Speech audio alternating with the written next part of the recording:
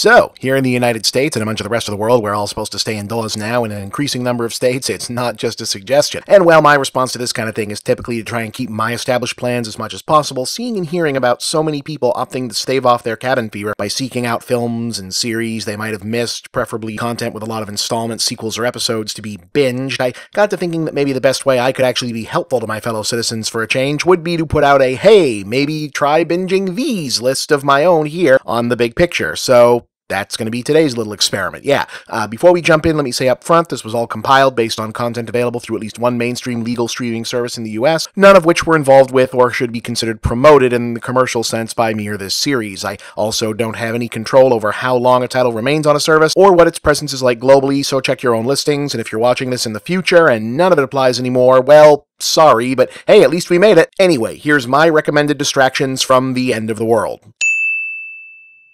Okay, so Godzilla continuity is both kind of complicated and also kind of not, because it kind of does and doesn't exist simultaneously. At this point, there are 9 or 10 different Godzilla continuities, depending how you count, and most of them include a varying assortment of films from each previous continuity as also part of their canon, but consider others not. Anyway, the most consistent in tone and overall quality is still the original run produced in Japan's Showa era between 1954 and 1975. In order, that's 15 films, including the original, Godzilla Raids Again, King Kong vs. Godzilla, Godzilla vs. Mothra, Ghidorah the Three-Headed Monster, Invasion of the Astro Monster, aka Godzilla vs. Monster Zero, Ebirah, Horror of the Deep, aka Godzilla vs. the Sea Monster, Son of Godzilla, Destroy All Monsters Attack, aka Godzilla's Revenge, Godzilla vs. the Smog Monster, aka Godzilla vs. Hydra, Godzilla vs. Gigan, Godzilla vs. MIIKE, and Terror of MIIKE. The majority of these, about 11 of them at last count, are freshly available on the Criterion channel, which is itself available through Amazon Prime and a few other multi-channel streamers, and the others are around, given how many different cuts and distributors they've had over the years, or if you're down with a physical media, there's an all-inclusive box set from Criterion as well.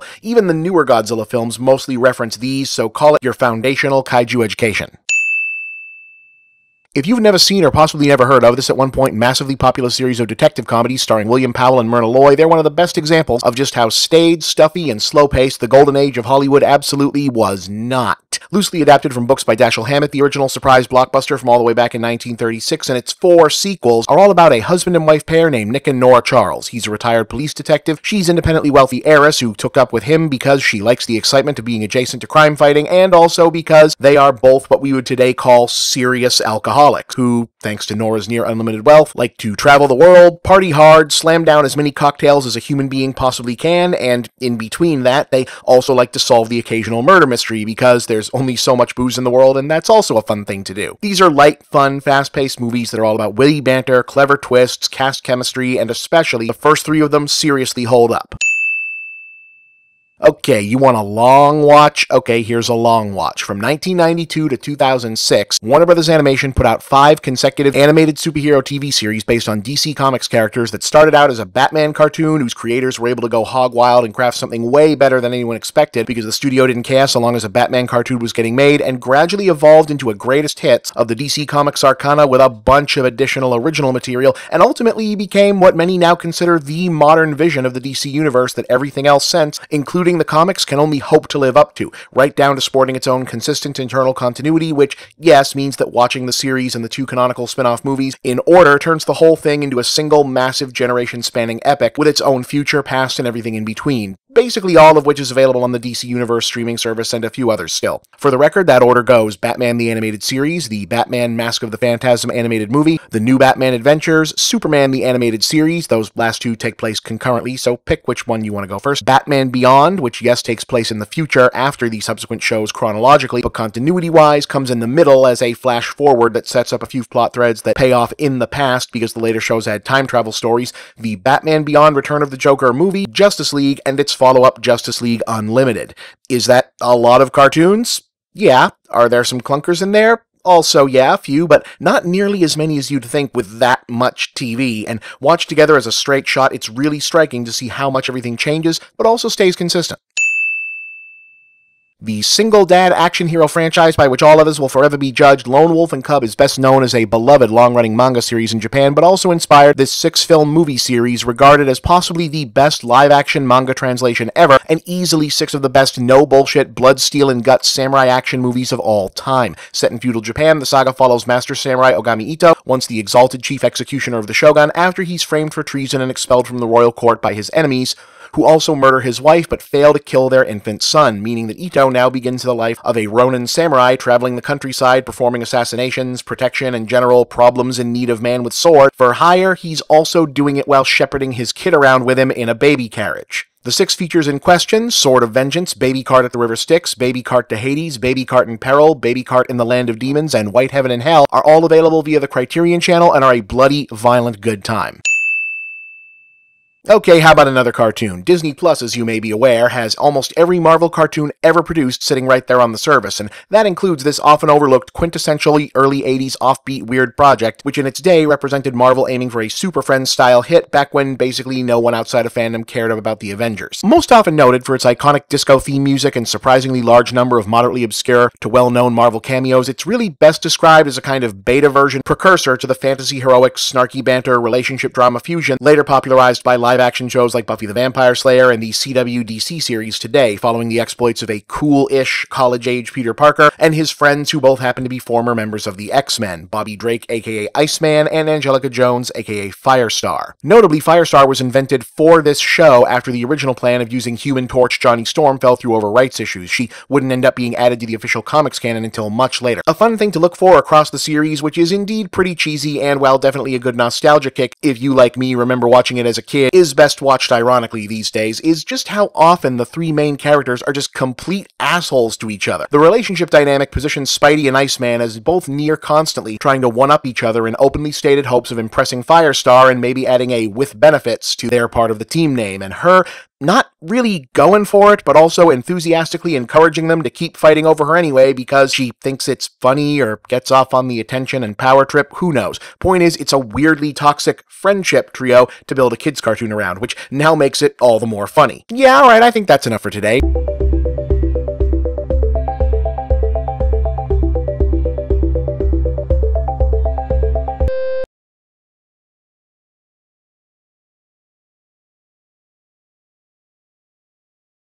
I try my best to keep this series on the hey, here's interesting stuff track, particularly now that we're all, most of us, still in this situation where escaping isn't really something we can do, you know, with the lockdowns and the staying indoors and the masking and the global plague and such. So I almost feel guilty with the following ask, but the fact is I'm up against a deadline. I gotta get an episode out and there really isn't any ready-to-go good material in my pile right now, and I can't just blow off and eat up airtime like running the trailer for Raw Force as a gag. Big John Taylor, mercenary, soldier of fortune. He's more than a man. He's a walking death machine. Candy O'Perrin, sexy undercover cop. Her deadliest weapon is her body. Mike O'Malley, Hollywood's top stuntman. What do you want us to do? Fight our champions. Only this time the action's for real. And Rick Chan, black belt, primed for action with one blow. The death blow. Only 2 words describe the power and fury of this unstoppable team. Raw Force.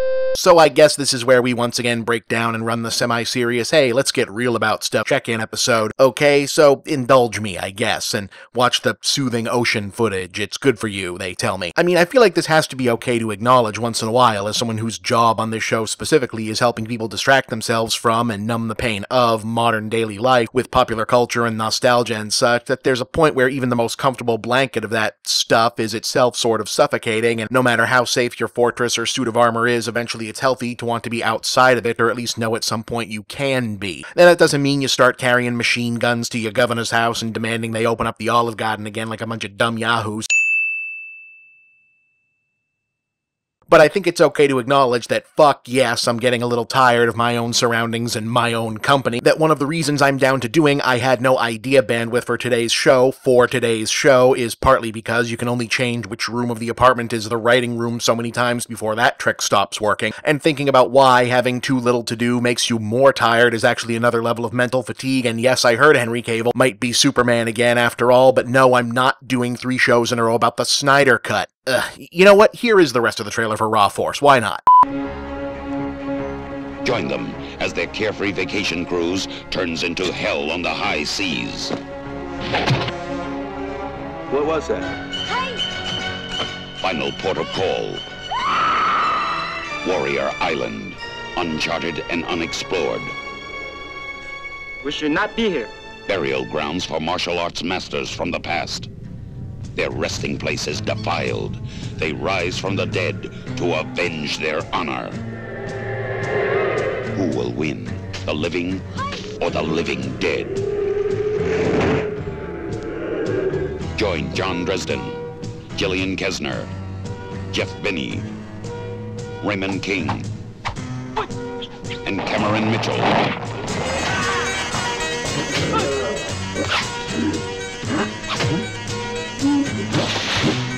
As they band together with the incredible power of raw force, untamed and unleashed to kill. But we are, after all, in this together, or at least most of us are supposed to be, whether we want to be or not. And it is important, above all else, to remember that as miserable and scary as this whole experience has been and continues to be for so many of us, at least we're alive. Hundreds of thousands of people are not, and that makes whatever odd complaining I could be doing here about running out of stuff to watch on Netflix, starting to actually resent my own hobbies and life surroundings because, really, this would be it if I never got to leave again, feel pretty small, actually. And unless some other disaster strikes the globe between now and the one already scheduled for November. But I don't just want it to be about or for me, and frankly, I wouldn't have typed all this up if I didn't have a point to leave all of you with, and it's this. It's okay for you not to be okay right now, too, because all of this is not okay. These are bad times. Bad things are happening. And look, I'm not going to get specifically political here, but they probably didn't have to be this bad or this badly managed. I'll just say that.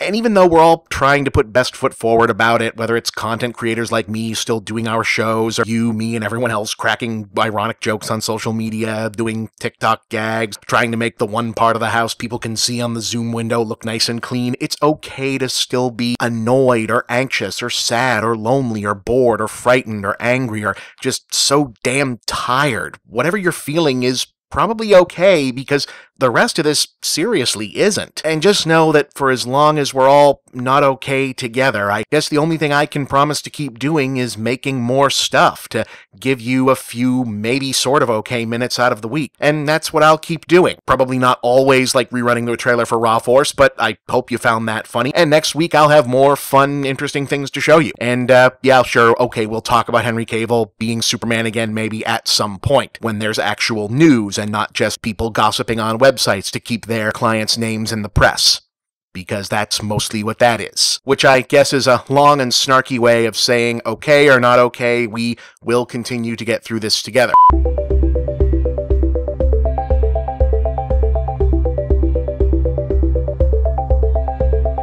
So, it seems like people enjoyed the last Here's Some Things to Look For on Streaming episode, either that or everyone's self-isolating, which we should still be doing for quite a while, regardless of what it may or may not do to the f***ing stock market. Has already dropped our standards considerably. In any case, I was clearly going to do another one, but I didn't expect the very next theme to be inspired by a somewhat sad occasion. Yesterday, it was learned that the film community had lost one of its most magnanimous and eccentric auteur voices, cult icon writer-director Stuart Gordon, most famously associated with an iconic run of unique horror and science fiction films in the 80s and 90s, most of them produced for independent studios and often in collaboration with his longtime producing partner Brian Yuzna. Gordon was long considered one of the leading figures of the indie underground horror genre subset of the era, alongside the likes of Sam Raimi, Troma Studios, John Carpenter, the early works of David Cronenberg and Charles Band's Empire and Full Moon Pictures outfits, for which many of Gordon's features were produced. He was also, particularly in the years before and after his most prolific time behind the camera, a controversial but celebrated pioneer of the live theater scene of the late 60s and early 70s. As co-creator of operations such as the Screw Theater, Broome Street Theater, and Organic Theater Company, he developed a reputation for staging original and reimagined productions featuring politically charged, taboo-breaking themes and provocative audience engagement techniques. In the late 2000s, he'd returned to the theater with adaptations of some of his best-known films like Reanimator and reunions with often-cast actor Jeffrey Combs. Amidst all of that, he was well known as a mentor and friend to many in the industry, and particularly young filmmakers following the same unusual path he had. But it's the films he will be best remembered for, and as befits this episode, most of his work, I was able to verify, is available to stream through at least one or more of the major streaming platforms as of this recording, chiefly Amazon Prime and its subsidiary streaming channels, but several are also available through Tubi, Hulu, Vudu, even YouTube in some cases, and may be available on demand through your cable or satellite provider. As before, this isn't a channel guide or an advertisement. Don't get mad at me if these things change or aren't available in your region, etc. But if you're looking for another big chunk of content to pass the time, these are the films of the late Stuart Gordon. May he and they not be forgotten. Reanimator. However else history chooses to remember Stuart Gordon, his first feature, Reanimator, will probably always be the best known and most highly regarded. One of the all-time classics of mid-80s splatter cinema, it's a loosely reworked, modernized adaptation of H.P. Lovecraft's Frankenstein-alike that swaps out the metaphysical ponderings and the stuff that doesn't age as well about Lovecraft in favor of wild gore effects, just campy enough over-the-top staging, and a star-making performance by Jeffrey Combs as Dr. Herbert West, a role he'd go on to play again in multiple sequels and reference in many, many more things than that. From Beyond. Aiming to make Lovecraft minus cringe plus kink and 10 times as gory a brand, From Beyond isn't quite as iconic as Reanimator was, but you still get Jeffrey Combs and Barbara Crampton fighting to survive against otherworldly gore monsters summoned from another dimension by a malfunctioning mad science machine. It's gooey and weird and a little bit scattershot, but you get a lot of payoff from a minimal setup. Dolls is actually weirdly underrated in Gordon's filmography, likely because it's not quite as extreme as many of his others, and also because it kind of gets lost among the dozens of other unrelated killer toy and tiny monster movies that the producer Charles Band started cranking out right around this same time and then never stopped. This is one of the creepiest versions of the premise, though, surprisingly visceral in its violence. The effects are very cool, though it's kind of strange that the coolest scene there is right at the beginning. Teddy and I go everywhere together. We're best friends. Come on! Not this time, Tootsie.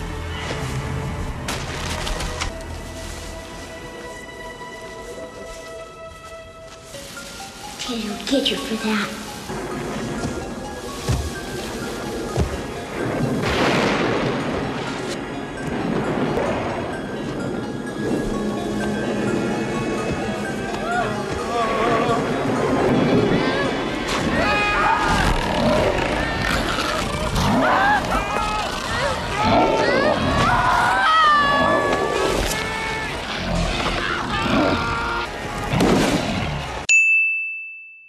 Robot Jox. Now, quick note, Robot Jox does not in fact seem to be currently available legally through any of the major streaming platforms, though that may not be true in every region, country, outside the US, provider, etc. So if you can find this one, good for you, because it's kind of great despite having earned an infamous reputation for a difficult production schedule behind the scenes, resulting from the film's producers attempting to pull off a much more ambitious movie than they had even a third of the budget for, and Gordon clashing with a co-writer who thought they'd been conscripted for a serious science fiction film, whereas Gordon was very much aiming to make an action movie for younger audiences aimed at fans of the then recent Transformers craze. In any case, it's a futuristic gladiator movie where in lieu of wars, nations settle their differences in televised brawls with skyscraper-sized robots piloted by robot jocks, and, like, have you seen a Rocky movie? Okay, it's that with Robotech, basically, and it's kind of awesome. The Pit and the Pendulum. Alright, how do you turn an Edgar Allan Poe short story told entirely from the perspective of a prisoner trapped in a dark cell for reasons they don't understand, who spend most of it strapped to a table under a time-release torture and execution machine, into a full feature? Lots of sex, lots of violence, lots of inexplicable swashbuckling intrigues, sort of borrowed in chunks from Hunchback of Notre Dame and a few other sources, but most importantly, lots of Lance Henriksen. It's also worth a mention that this and Robot Jox were both Gordon's immediate back-to-work features after he and Brian Yuzna had brought the project that eventually became Honey, I Shrunk the Kids to Walt Disney and developed it for Gordon to direct from their original pitch and screenplay, only for Gordon to have to hand directing chores to Joe Johnston, later of October Sky, The Rocketeer, and the first Captain America movie, just before filming began due to illness, though they both stayed on as executive producers of the franchise. That film, which was not expected to be more than a mild entry in the Disney slate that year, instead became an unexpectedly massive blockbuster and the highest-grossing live-action Disney film ever at that point. And while the premise is definitely more family-friendly, once you know what to look for, it's difficult not to notice that, yes, this was definitely put together and thought up by the same guys as Reanimator and the like. Fortress. A big hit in its day, Fortress had Christopher Lambert, so you kind of already know what you're getting, as a man sent to a high-tech prison in the far-off future of 2017, alongside his wife for violating a dystopian future's one-child policy. Biting social commentary? Not so much. Cyborgs and lasers and a bigger, more elaborate sets than you'd think because they got to shoot it at that Warner Brothers movie park in Queensland? Very much. Castle Freak. Gordon reunited with the Band family, Full Moon, Jeffrey Combs, and Barbara Crampton for this dark thriller based on the premise that Full Moon had paid for a castle in Italy, and they were going to shoot as many movies around it as they could. The actual plot is kind of a riff on The Shining, but instead of a hotel, it's a castle, and instead of ghosts, the alcoholic writer and his family are being menaced by a subhuman monster that was chained up inside the place, but is not chained up any longer. That's pretty much it. Gordon signed up because he was told supposedly he could cast whoever he wanted and make the movie about whatever he wanted, so long as it had a castle and a freak in it, because Full Moon had already pre-sold the project on only the catchy title and a concept poster. That actually happens more often than you'd think. And the movie's pretty good, too. Space Truckers. Well, this sci-fi action comedy with Dennis Hopper, Stephen Dorff, and Debbie Mazar is honestly a lot of fun and lost a lot of money. Probably because they let it go out with a title like Space Truckers. But for the completist, it's a good time. I laugh a lot at this movie. It's a really good late Dennis Hopper role.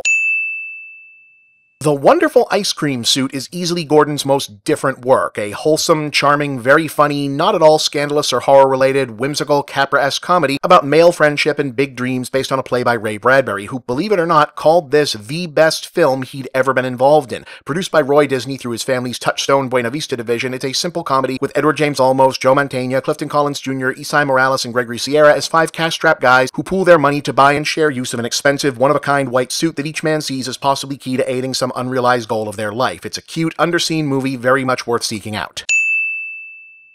And of course, Dagon. Gordon went back to Lovecraft in a big way for this up to 11 and then some splatterfest that's technically based on Shadow over Innsmouth rather than the short story Dagon, though Dagon is a reference in both and also sort of named for an actual mythological figure, kind of. Look, H.P. Lovecraft was a severely unwell shut-in, and the Cthulhu mythos don't make a lot of sense or fit together very well, so don't try too hard on that one. Gordon's version moves the action from New England to coastal Spain, but retains the premise of hapless travelers stumbling into a creepy town who realize too late that the locals are actually fish people who worship a sea monster, and they're getting sacrificed. This one is really good. I would perhaps, however, avoid food during the watching, but it kicks ass, yeah. King of the Ants, Edmund, and Stuck. This was an interesting quasi-trilogy. In the early 2000s, around the same time that he was getting more regularly involved in live theater again, Gordon turned his attention on the filmmaking side from over-the-top horror to noir-style crime thrillers and dark drama comedy with mixed to noteworthy success. King of the Ants is a brutally violent revenge movie that kind of prefigures Breaking Bad in tone and texture about a guy who survives a beating by the small-time crooks who hire him to do a job and then kill him, and he turns the tables. It's based on a book that happened to catch the eye of Gordon's friend George Wendt, yes, Norm from Cheers, who brought it to him and said, hey, this should be a movie. Edmund is kind of like if Joker and Falling Down were the same movie and also not pretending to have anything deeper to say than a guttural howl of emasculated resentment at modern society. William H. Macy is an anonymous middle-aged sad sack who randomly decides to give in and let every misogynist, racist, murderous, reptile brain impulse he's ever had guide his actions toward instant gratification, and yeah, even compared to other early, looking back, there were signs David Mamet scripts, this one is a toughie. But at least the movie version is a well-directed toughie. And Stuck, which turned out to be Gordon's last major meant-for-theaters production, was an underseen, darkly comedic feature about a young woman who hits a down-on-his-luck man with her car, causing him to become lodged in her windshield. In a panic, she drives home instead of the hospital for fear of a criminal charge derailing her recent job promotion, and things spiral out of control as the victim realizes she's increasingly likely to decide to leave him to die and tries to escape, and things get crazier from there. Masters of Horror. In the midst of his noir crime phase at the feature level, Gordon went back to Lovecraft and Poe once more, each for the anthology series Masters of Horror for Showtime, directing Dreams in the Witch House, that's the Lovecraft, and The Black Cat, that's the Poe, respectively. They're both pretty good, though Witch House managed to tick off Lovecraft purists even more than his other adaptations, and Black Cat, while clever enough, is mostly worth it for the obvious Jeffrey Combs as Poe spectacle. Of course he's good. Stuart Gordon will be missed by his family, his friends, and fans worldwide. He lived a full life, and hopefully now some of you have a full slate of things to watch.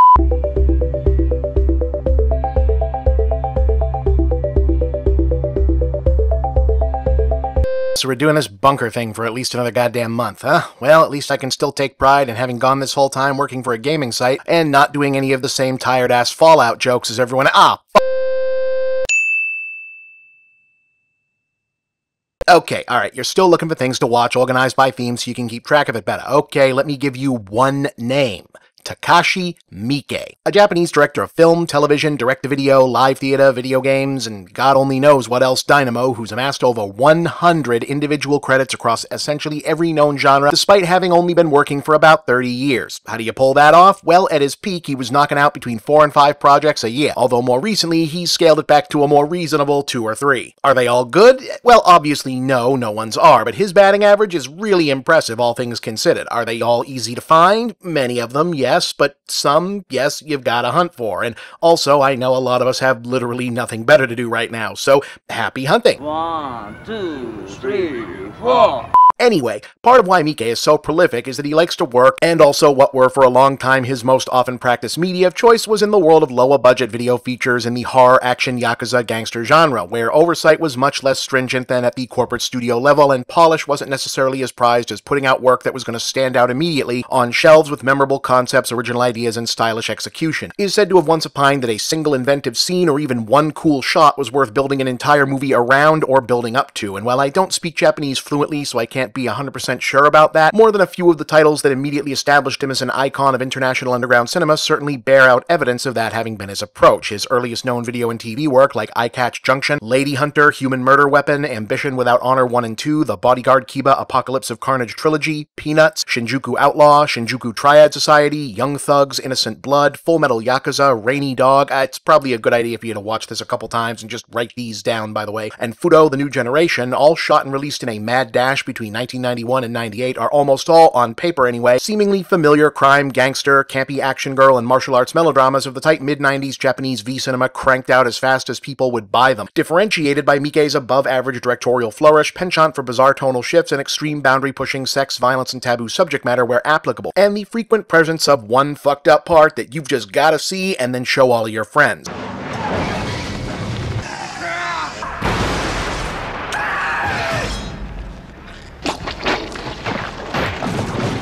With the exception of Fudo, a teenage Yakuza versus the old Yakuza shocker, which is practically nothing but those parts. Oh, oh.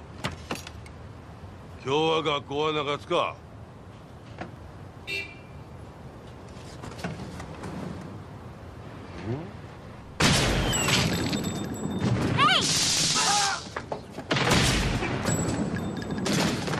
He also had a mainstream box office hit in the same period with Andromeda, an entirely wholesome teenage sci-fi romance about high schoolers trying to protect a laptop containing the digital soul of their dead friend from government agents, with a cast made up of 2 then popular J-pop groups, because he had a couple weeks to do that. But though first and still best known as a master of shock who can also do everything else, he often tempered his darkest work with biting criticism of contemporary Japanese society and a righteous social conscience. Raised as part of Japan's complex hierarchy of Nikkei or diaspora minorities, that would be ethnically Japanese people whose families had at one point emigrated to elsewhere in East Asia and then returned, and then faced discrimination for seeming more Chinese, Korean, Vietnamese, etc. in cultural affect than Japanese upon their return, he frequently explored both that specific world and other underdog experiences in his work. His seminal 1999 Cops vs. Gangsters epic Dead or Alive, often called his greatest or most important film, ostensibly billed as an excuse to pit the then biggest stars of violent V-cinema against one another for the first time, makes a Nikkei gang leader at war with the Yakuza, the police, and the Chinese triad its charismatic antagonist,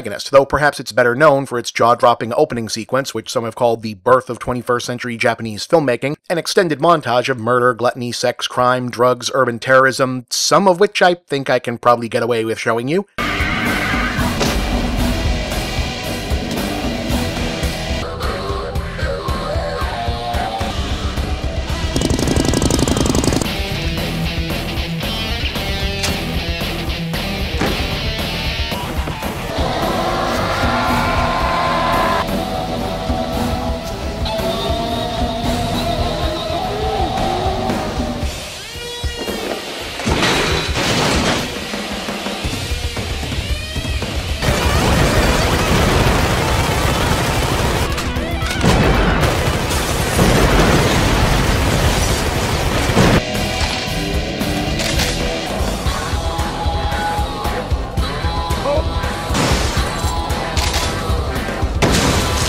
It's also better known for at least one more thing, but you're gonna have to watch it yourself to find out what that is. 99 was MIIKE's turning point even beyond that, though. The same year, he had a more mainstream crime drama hit in Ley Lines, directed the popular TV series N-Girls vs. Vampire and the live-action version of the manga Salaryman Kintaro, and also had an unexpected international breakout hit when his horror film Audition, a now infamous shocker about a film producer who stages a fake casting call to meet women and ends up meeting a truly deranged female serial killer,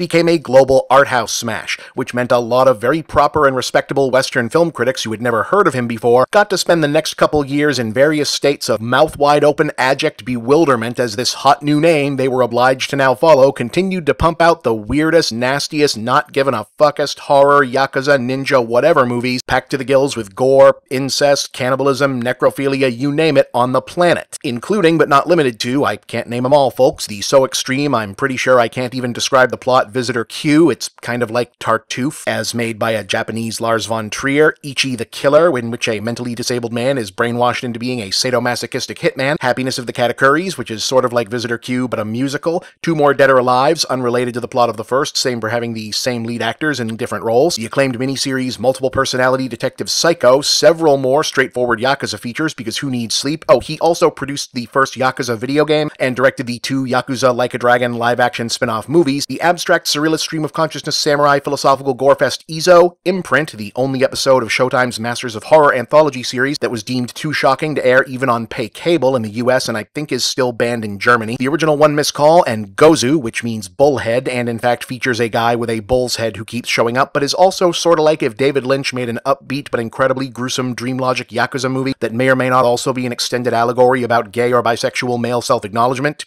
Yeah. Oh, and in the same relative time frame, he decided he also wanted to make stuff for kids and families now, which led to the two Golden Age tokusatsu tribute Zebra Man movies. Those are both fun, helming several episodes of Ultraman Max, the big-budget live-action adaptation of Yatterman, and The Great Yokai War, which is kind of like Labyrinth meets Digimon and near guaranteed to either inspire or traumatize your children.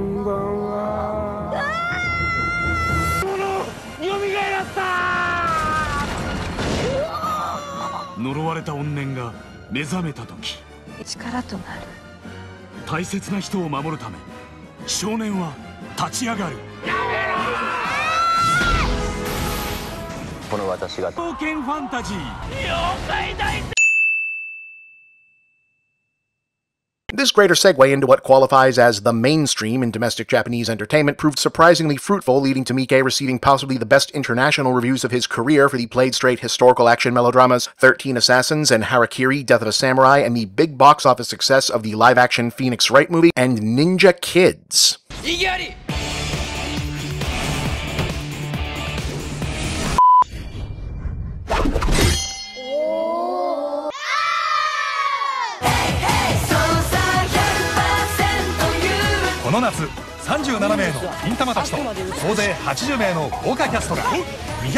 For the last decade or so, MIIKE has continued to divide his time between television and film and between the extremes of the genre and medium, putting out acclaimed crime and gangster films like The Mole Song, Shield of Straw, and First Love, the live-action JoJo's Bizarre Adventure movie, because who else was going to do that?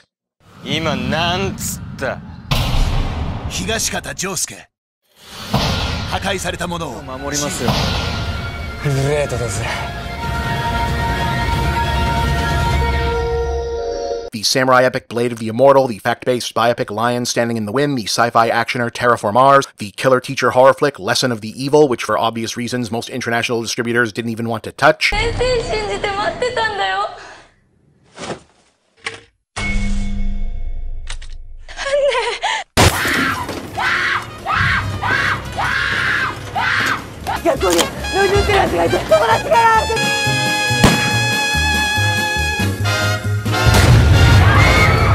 Yikes. And found time to keep it old school with 2015's Yakuza Apocalypse, featuring vampires versus gangsters versus this.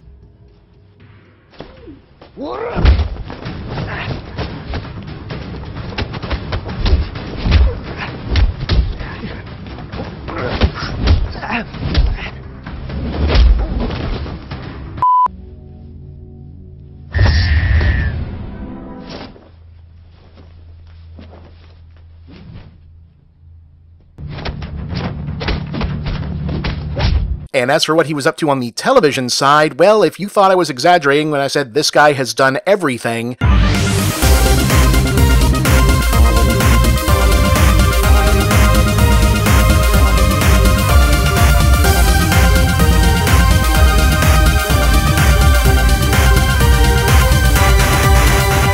yeah, that's real. This is Idol Warrior Miracle Tunes, a live-action tokusatsu series aimed at girls ages 2 to 6, created by Takara Toy Corporation, Shokugan Publishing, LDH Japan Talent Management, Oriental Light and Magic Incorporated, and TAKASHI MIIKE. The big idea being to create a new subgenre combining the structure and plot aesthetics of the Super Sentai Kamen Rider style series with themes, visuals, and merchandisable components aimed specifically at young girls and marketable pop music that could launch the careers of aspiring idol singers. Because clearly, when I'm putting my money behind an ambitious new project aimed at girls between 2 and 6, my first thought is, get me the guy who did Ichi the Killer.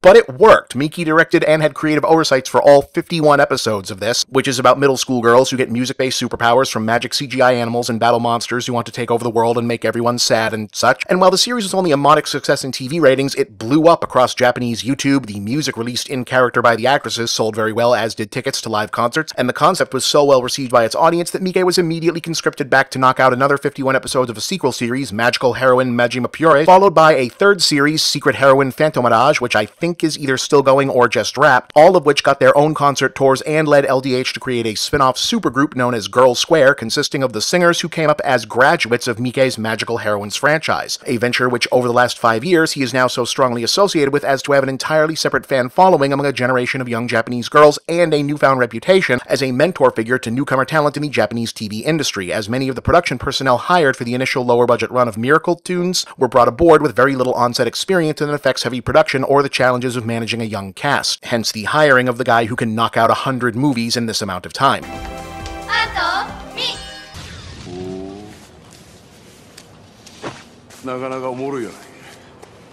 MIIKE will turn 60 years old this August and shows relatively few signs of slowing down or wanting to, so basically by the time he's on number 200, you might have almost finished with everything on this list.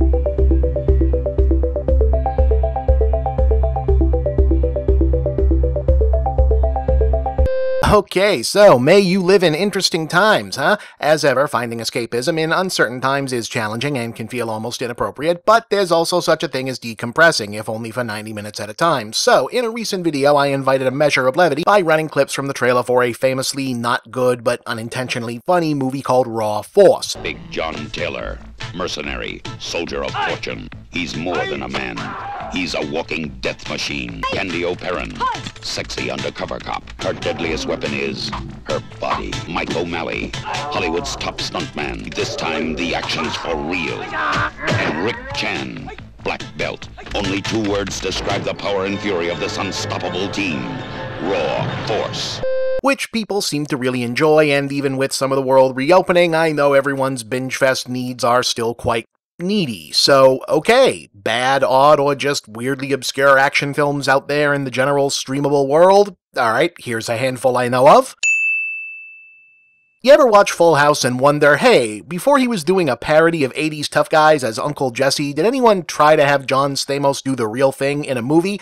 Yeah, they did. John Stamos is Stargrove.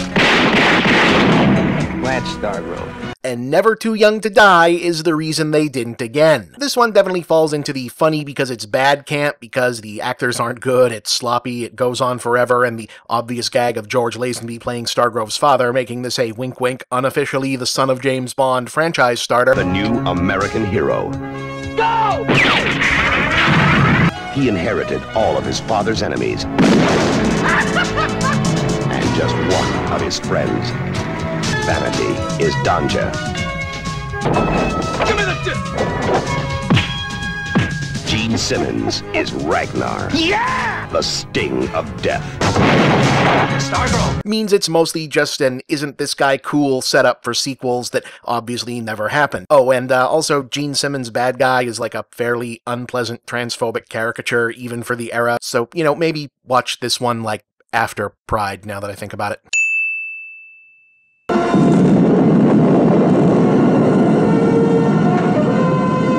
Forever every superstar, there is that magic moment of discovery and world acclaim. There was a time for Steve McQueen, for Clint Eastwood, for the legendary Bruce Lee. Now is the time for Joe Louis, the new martial arts champion and film superstar. He is the Jaguar. Jaguar lives. Joe Louis was the martial arts champ Bruce Lee called the greatest karate master in the world, and was supposed to be the guy he fought in Return of the Dragon, but they had a personal falling out of some kind. Chuck Norris did that movie instead and became a charisma-free movie star and pop culture fixture we can't get rid of no matter how badly we may want to. So Louis had to settle for, well, actually, he continued to be an incredibly respected figure in the world of karate, refining his full-contact interpretation of the style to a point where he's widely recognized as the father of the sport of kickboxing in the West, and one of, if not the prototypical mixed martial arts progenitors, and the character model inspiration for Ken Masters in the Street Fighter games. Jaguar Lives does not exactly make a strong case that we missed out on a great film career from him. Jaguar Lives, starring Christopher Lee, Donald Pleasance, Barbara Bach, Joseph Wiseman, Woody Strode, John Huston as Ralph Richards, and introducing Joe Louis as the Jaguar. But it tries very hard at not making that case. Not just one, or two, or three, or four, but 5 deadly martial arts commandos. Force 5. Joe Louis is also incidentally known for at least one other movie, which is not, as far as I can tell, readily available to stream anywhere easily, and for a long time was pretty difficult to get your hands on, though there are Blu-rays out there now, called Force 5, which has basically the same starting setup as Raw Force and every other send people to the Kung Fu Island movie that borrows its premise off of Enter the Dragon. Reverend Ree is the leader of a worldwide church with a very large following of dedicated young people. I thought it was more of a cult. Their assignment, rescue the programmed youth and overcome the island stronghold. But with the novel turn of, hey, what if they're all the karate guy? Joe Louis, 3-time international karate grand champion. Richard Norton, world's foremost martial arts weapons expert.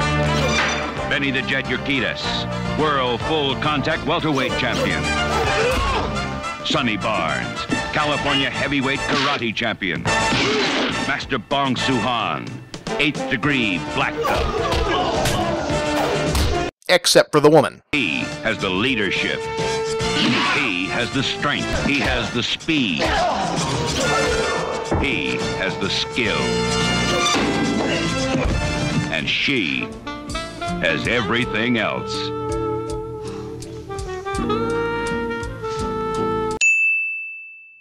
Turkey Shoot was also released in some regions as Escape 2000, and was an early one from Australian exploitation legend Brian Trenchard Smith that ambitiously mashed up Running Man, Mad Max, Most Dangerous Game, and a couple others into an outback dystopian sci-fi thing. It is 1995. Open season! Hunting is the national sport, and people are the prey. The world is ruled by a strict regime. They're going to make obedient little citizens out of us. Hooah! Society. All you have to do is lead my guests on a chase for one day.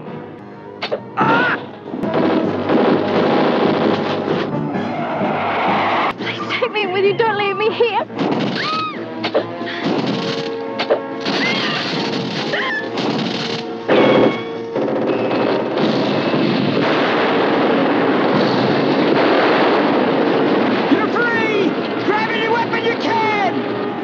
The hunters and the hunted.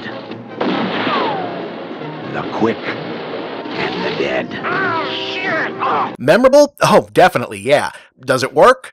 I mean, compared to what? Who will survive the Blood and Thunder shocker of the year?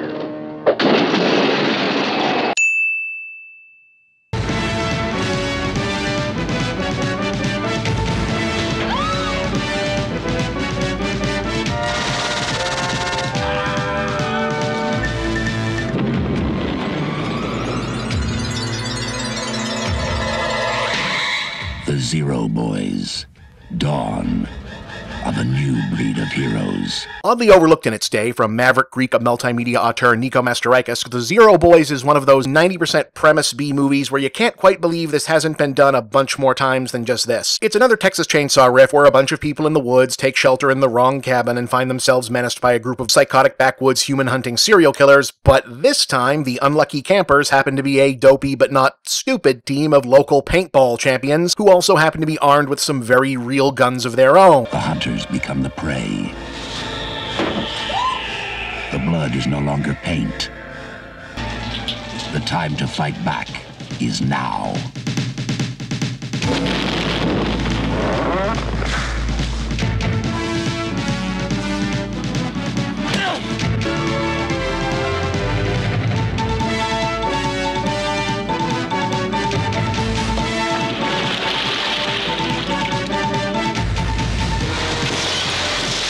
So it's a slasher crossed with a shoot-'em-up. And yeah, there's literally nothing else to it other than being, yeah, well, if I went to Leatherfish's house, I'd have an Uzi and then see what he'd do. The movie, but like it commits to it.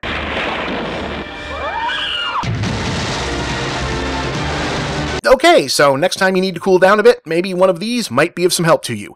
Remember, folks, we're all in this together. Or we should be.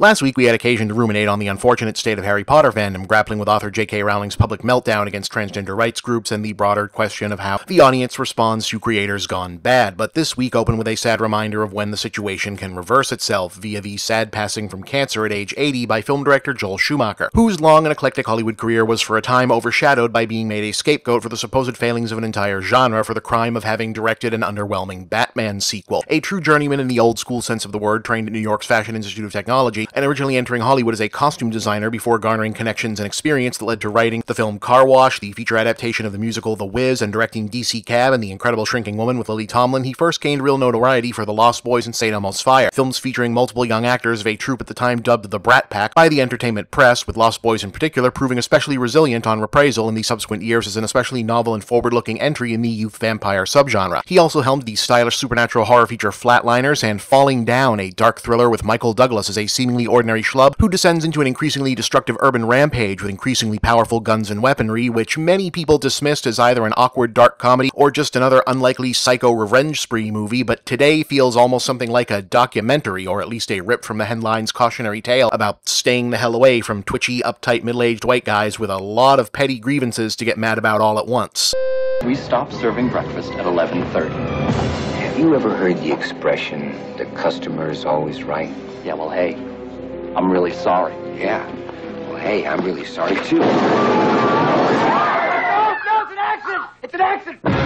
We got a nutcase with a bag full of guns. He's in Hollywood right now. Just standing up for my rights as a consumer. I know, right? The only reason this doesn't look like reality is because in reality, that guy is in no way that well spoken. Anyway, eventually Schumacher jumped to what was then considered Hollywood prestige picture level as director of The Client and A Time to Kill, a pair of John Grisham legal thriller adaptations that were both huge hits and generally well thought of as big-budget star vehicle melodramas based on airplane novels go. This was back when those sort of movies came out like 5 or 6 at a time a year, instead of having their attendant main characters just getting turned into streaming or cable series. But what would make him infamous was getting the nod from previous director turned producer Tim Burton, no less, to take over the Batman franchise after Burton himself and Warner Brothers had creative differences, in the form of Warner Brothers not really having paid any attention to the actual production of Batman Returns because they knew it was going to be a giant hit anyway, then freaking the hell out when Burton handed in a sequel that was so dark and violent and creepy and overly sexual that the merchandising partners and toy licensees all freaked out at them and got mad, probably having to pull some pretty sketchy shit to get a PG-13 they in no way deserved for that movie, and ultimately not out-earning the first one. Schumacher's job on Batman Forever was, thus, in part to deliver a more family-friendly movie using the biggest actors they could get their hands on and be more amenable to the studio notes. And he did, and everyone made a goddamn fortune off that movie. It was a gigantic blockbuster hit, exactly the movie Warner Brothers wanted it to be in terms of financial and merchandising performance, and also it's pretty good.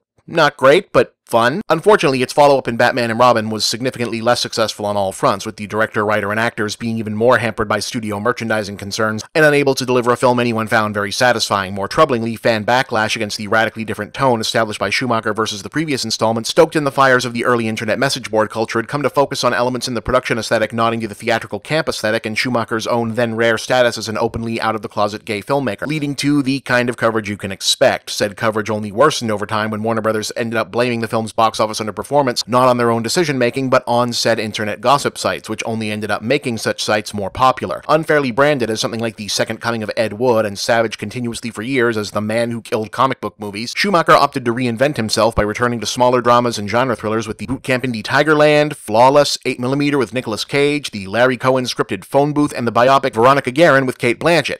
Granted, he also did the movie adaptation for Phantom of the Opera and the number 23, but, I mean, Minnie Driver was in one of those at least, right? She's always good. Look, it wasn't his fault. Gerard Butler was one of those guys who had to get on the other side of 35 before he was good in things. There's probably still no preventing him from still being largely associated with the two Batman films, the various memes and jokes that grew out of them over the years, if for no other reason than they're so much a part of the foundational internet humor and digital age writing culture in both respects. But even setting aside that and the fact that even if you genuinely dislike them, we've had many worse Batman movies since then, if it all must be revisited now, I hope it can be with fresh eyes for how ugly a lot of it was, how little it was deserved, and that behind it was an eclectic filmmaker with a body of work and, by most available accounts, general decency, who deserved a lot more credit than we bothered to offer at the time. For what is Batman, if not an effort to master the chaos that sweeps our world? An attempt to control death itself? But I can't, can I? None of us can.